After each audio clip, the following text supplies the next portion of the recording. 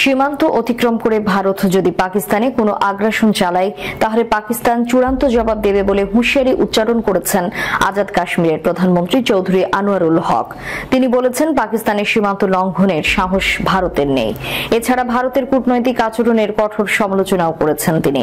বৃহস্পতিবার এক প্রতিবেদনে এই তথ্য জানিয়েছে পাকিস্তানি সংবাদ মাধ্যম এক্সপ্রেস ট্রিবিউন। সংবাদ মাধ্যমটি বলছে, আজাদ জম্মু ও কাশ্মীরের প্রধানমন্ত্রী চৌধুরী আনোয়ারুল হক ভারতের প্রতি হুঁশিয়ারি উচ্চারণ করে বলেছেন, সীমান্ত অতিক্রম করে যদি ভারত কোনো আগ্রাসন চালায় তাহলে পাকিস্তান চূড়ান্ত জবাব দেবে। বৃহস্পতিবার আজাদ কাশ্মীরের আইনসভায় দেওয়া এক ভাষণে তিনি এ কথা বলেন। আনোয়ারুল হক বলেন, ভারতের সাহস নেই পাকিস্তানের সীমান্ত লঙ্ঘনের, কিন্তু যদি করে তাহলে শক্ত প্রতিরোধের মুখে পড়বে। তিনি ভারতের কূটনৈতিক আচরণকে চাণক্য নীতি অর্থাৎ কূটনৈতিক আবরণে ছুরি মারা বলেও আখ্যা দিয়েছেন। তিনি বলেন, কাশ্মীরের পেহেলগ্রামে সাম্প্রতিক হামলা নিয়ে ভারত যে গল্প বলছে তা ভুয়া এবং ইতিমধ্যে ধরা পড়ে গেছে। আনোয়ারুল হক আশঙ্কা প্রকাশ করে বলেন, ভারত কোনো তৃতীয় পক্ষকে ব্যবহার করে আজাদ কাশ্মীরকে অস্থির করতে চাইতে পারে। কিন্তু তিনি সতর্ক করে বলেন, ভারত যদি এমন কোনো দুঃসাহস দেখায় তাহলে উপযুক্ত জবাব পাবে।